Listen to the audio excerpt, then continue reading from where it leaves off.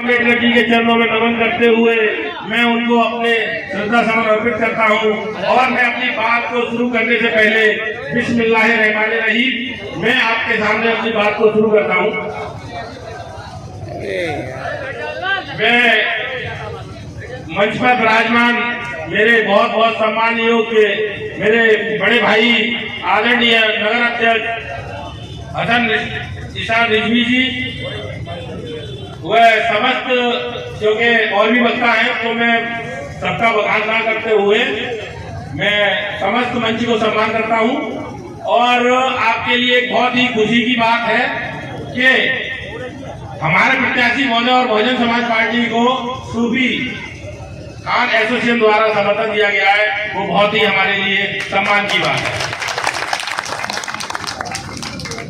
Bahujan Samaj party जिंदाबाद जिंदाबाद जिंदाबाद बहुजन समाज पार्टी जिंदाबाद जिंदाबाद जिंदाबाद बहुजन समाज पार्टी जिंदाबाद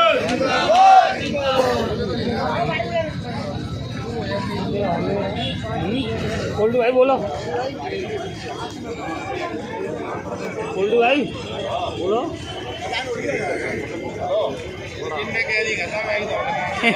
हम तो पहले ही कह रहे थे जे भाई साहब नहीं मार रहे, हम तो आपको कहते जान रहे। ये बहुजन समाज पार्टी का जो कारवा है वो लोग कहते हैं कि ये रुक गया, लेकिन मैं कहता हूँ ये कभी रुकने वाला नहीं है, क्योंकि जब तक हमारे खून में दम है, जब तक हमारा खून रगों में है, तब तक इस बहुजन समाज पार्टी के कारवा को कोई रोक नहीं सकता।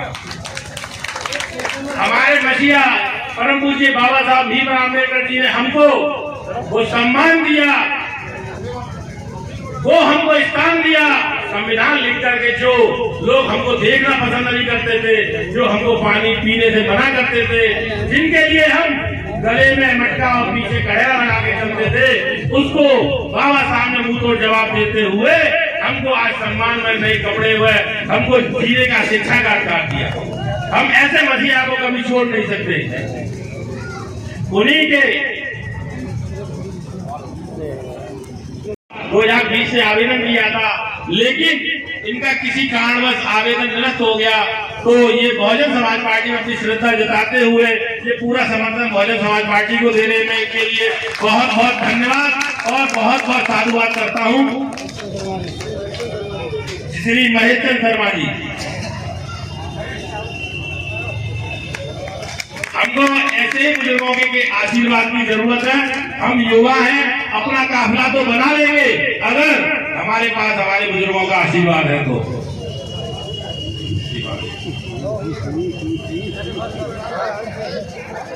मैं आप लोगों के सामने एक छोटा सा उदाहरण रखूंगा, वो मृतक बहुजन समाज के लोगों को बताना चाहता हूँ कि सुखिया नाम का व्यक्ति हुआ करता था। जब बहुजन समाज पार्टी की स्थापना हुई तो वो रोज नीला झंडा लेकर और रोज अपनी निकलता था, माननीय बहन जी की माननीय साथ की कारवा में अपना सहयोग देता था। ऐसे ही निरंतर वो सहयोग देता रहा और सन 1997 में बहन कुमारी मायावती पहली बार मुख्यमंत्री बनी। तो जो लोग हमारा मजाक बनाते थे, जो श्रवण यात्री के लोग जो ये कहते थे कि अरे सुखिया तू पागल हो गया, तेरी कभी सरकार बनने वाली नहीं है, तू क्यों इन झंडे को लिए फिरता है। जिस दिन माननीय बहन जी पहली बार मुख्यमंत्री बनी तो जो श्रवण जाति के लोग हमको मजाक बनाते थे, वो हमसे सुखिया की जगह सुखी लाल कहकर सम्मान देने लगे और हमको मंच पर बैठाकर कहने लगे कि अगर हमारे लड़कों से या किसी से गलती हो जाए या कोई सरकारी काम हो जाए तो सुखी लाल हमारी थोड़ी सी मदद कर देना। ये बहुजन समाज पार्टी का झंडा है, इस झंडे को हमें रुकने नहीं देना है। हमको लाख बार आए, लाख लोग हमारा हरासमेंट करना चाहे, लाख लोग हमारा मनोबल गिराना चाहे, लेकिन हमको गिराना नहीं है। इस झंडे को लेकर हमको जब तक चलना है, जब तक लोग हमसे ये नहीं कहने लगे कि सुखी लाल जी अब तो आपकी जरूरत है और आप ही हमारा काम निकाल सकते हो। इसलिए मेरे सभी बहुजन भाइयों से निवेदन है, इस झंडे को मरते दम तक नहीं भूलना है और हमको गांव-गांव ले जाकर फैलाना है। माननीय बहन जी ने हमारे प्रत्याशी श्री चौधरी बशीर जी को सम्मान दिया, उनका सम्मान हमारे लिए ईश्वर का आदेश है, तो हम लोगों ने इनको चुनाव लड़ाने का बीड़ा लिया। जब से मैं कहता हूं कि आपको इन जैसा प्रत्याशी पूरे जो लोकसभा में लड़ रहे हैं उन्हें एक भी प्रत्याशी नहीं मिलेगा। युवा सेल्फ निर्णय लेने वाला, अपने कर्तव्य को पूरा करने वाला, पूर्व में जिस उम्र में हम लोग सही तरीके से बैठ नहीं पाते हैं उस उम्र में माननीय चौधरी साहब मंत्री रहे हैं, मिनिस्टर रहे हैं, तो इनसे बड़ा काबिल और इनसे बड़ा संघर्षशील और राजनीतिक चीजों को समझने वाला नेता हमको नहीं मिलेगा। ये लोग अपने दिमाग में मान लीजिए, अगर हमने इनको लोकसभा पहुंचा दिया तो एक एक बात, एक एक चीज हमारी बड़ी स्पष्टता से लोकसभा में रखी जाएगी और वो बात हमारे स्तर पर नीचे तक आएगी और हमारे जो भी कार्य है उनको पूरा किया जाएगा। हमको ऐसे नेताओं की जरूरत है। माननीय बहन जी ने ऐसे इंसान को हमारे बीच में भेजा है जिसको हमें जिताकर लोकसभा भेजने का काम करना है और माननीय बहन जी के हाथों को मजबूत करना है। क्या आप माननीय बहन जी के हाथों को मजबूत करोगे? हाथ उठाकर एक एक हाथ उठना चाहिए। माननीय बहन जी के आदेशों को पूरा करोगे? संघर्ष करो, संघर्ष करो, संघर्ष करो। देखिए माननीय बहन जी हमारी, लोग कहते हैं देवी है और मैं भी कहता हूँ मेरे लिए तो बहुत बड़ी देवी है, क्योंकि मैंने बहुजन समाज पार्टी से आंख खोली। मैं जरूर बीसी जाति से आता हूँ, लेकिन मैंने राजनीतिक शुरुआत बहुजन समाज पार्टी से की। आज जो मेरा अस्तित्व है, जो मेरी पहचान है, वो बहुजन समाज पार्टी से है और मैंने बहुजन समाज पार्टी से ही आज दिन तक यहाँ पर आया हूँ। तो मेरा आज बहन जी ने मुझे भी सम्मान दिया है स्टार प्रचारक बनाकर। उन 40 लोगों में जो टॉप 10 सूची में आते हैं उत्तर प्रदेश में, उसमें मेरे आपके छोटे भाई का नाम रखा है। तो मैं बहन जी का हमेशा रेडी रहूंगा कि उन्होंने मुझे सम्मान देने का काम किया है। तो मेरा लोगों से निवेदन यही है कि 7 तारीख को एक एक वोट हाथी के चिन्ह पर पड़ना चाहिए। एक एक वोट। उस दिन हमको खाना भूलना है, पीना भूलना है, लेकिन पोलिंग पे जाकर सर्वप्रथम हमें अपने वोट मत अधिकार का प्रयोग करना है। हमारा कोई वृद्ध है, कोई विकलांग है, उसको गोदी में ले जाकर रिक्शे की व्यवस्था करके कंधों पे बैठाकर उसको मत का प्रयोग कराना है, क्योंकि हमारे पास मत की वो ताकत है। माननीय काशीराम साहब कहते थे कि सत्ता वो चाबी है जिससे सारे ताले खुलते हैं। आज जो पुलिस वाला हम पे आंख दिखाता है, अगर माननीय बहन जी के हमने हाथ मजबूत कर दिए तो वही हाथ आंख दिखाने वाले आंखें वो तुमको सलूट मारने में मजबूर होंगी। इसलिए हमको एक एक वोट बहुजन समाज पार्टी के लिए करना है, चौधरी बशीर जी के लिए करना है। इन्हीं शब्दों के साथ जय भीम, जय भारत नौ होता है। धन्यवाद। बोलिए एडवोकेट साहब। अब मैं ऐसी शख्सियत को आमंत्रित करता हूँ। अभी कुछ दिनों पहले अखिलेश आए थे चंचली की बेटी की शादी, फिर एक दो जगह और गए, उसमें हमारे सब लोग परिचित हैं। जरूरी बात है इसलिए बताना चाहूँगा 1 मिनट की। तो हमारे अजय भाई थे, वो भी चले गए, उनके घर में भी अखिलेश जी गए। उससे 2 साल पहले जब MLA का इलेक्शन हुआ था, बशीर साहब हमारे यहाँ से गोल्डी भाई का टिकट हुआ था। आदरणीय बहन ने 2 महीने पहले आशीर्वाद दिया और ये लंबे समय से पार्टी के प्रचार में लगे रहे। चुनाव से 2-3 दिन पहले अजीम भाई, उनकी पत्नी साजिया जी और कुछ उनके समर्थक, उसमें हमारे खालिद भाई भी थे, नदीम भाई भी थे और लोग थे, और उन्होंने कहा कि भाई इनके साथ बहुत नाइंसाफी हुई।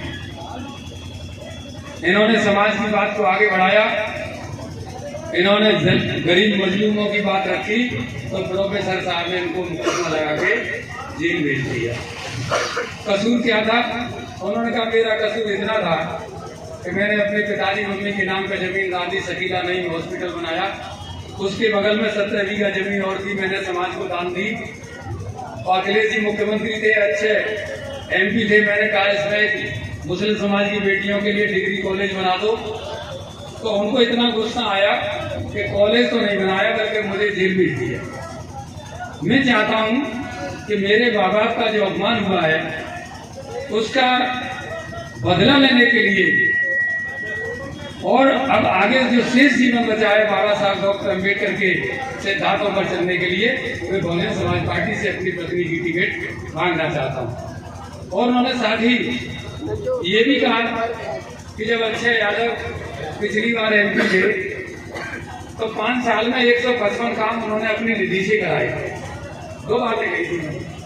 5 साल में 155 काम निधि से कराए और उस निधि में 155 काम में एक भी मोहल्ला, एक भी गली, एक भी घर, एक भी स्कूल मुस्लिम समाज का नहीं था। इसलिए मैं समाजवादी पार्टी छोड़ के अपने माँ बाप का अपना जेब भी ले जाना, मुस्लिम समाज में काम नहीं करना, 17 बीघा जमीन दान दी, उसमें मुस्लिम समाज की बच्चियों के लिए डिग्री कॉलेज की स्थापना न करना, इसलिए मैं सपा छोड़ के बहुजन समाज पार्टी में जा रहा हूँ। तो जब लोग गए तो मैंने सुना था हमारे महानगर अध्यक्ष से हसन रिजवी साहब बाई चांस ये दोनों एक ही, हम तो नहीं मानते बिरादरी, लेकिन लोग कहते हैं कि दोनों एक ही बिरादरी के लोग हैं, तो हम भी आए, मुझे आगे मुलाकात करें। अजीम भाई तो जाहिर है, हसन भाई से भी नमस्ते कर ले, कल मुलाकात हुई, ये दूसरे दल में होंगे, अपने दल में मैं और अहमद प्रताप सिंह हमारे जिलाध्यक्ष चौधरी ब्रजेश मुंड थे, इन्होंने चाय वाय मंगाई, हमने की चाय वाय तो छोड़ो भाई, हम तो आखिरी मुलाकात करने आए थे। बोले आखिरी क्यों? मैं राम निकल अजीम भाई के पास चले जाऊंगा। तो उन्होंने एक बात कही, अजीम भाई ने एक बात कही, वो हमारे दिल पे लगी, बहुत अच्छी लगी, और मैं शुक्रिया अदा करना चाहता हूँ बहुजन समाज पार्टी की ओर से। उन्होंने कहा कि जो अजीम भाई ने अधूरा काम छोड़ा और वो अधूरा काम 2 है, 3 ज्यादा नहीं है। एक तो मैं 155 की लिस्ट से ये पूछूंगा कि अजीम भाई वो लिस्ट आपने दी थी निकाल के, तो वो लिस्ट फर्जी थी कि तुम्हें कुछ लालच बन गया एमएलसी वगैरह? लिस्ट तो असली थी, हमने भी निकलवा दी। 155 काम में कहीं कोई काम मुस्लिम समाज में नहीं हुआ। और दूसरा इन्होंने कहा कि जो अजीम भाई के पिताजी थे मुस्लिम समाज के, शकीला नहीं, माँ बाप, उनका जो अपमान हुआ, अजीम भाई लोभ लालच के कारण अच्छे के आदत पैर पकड़ सकते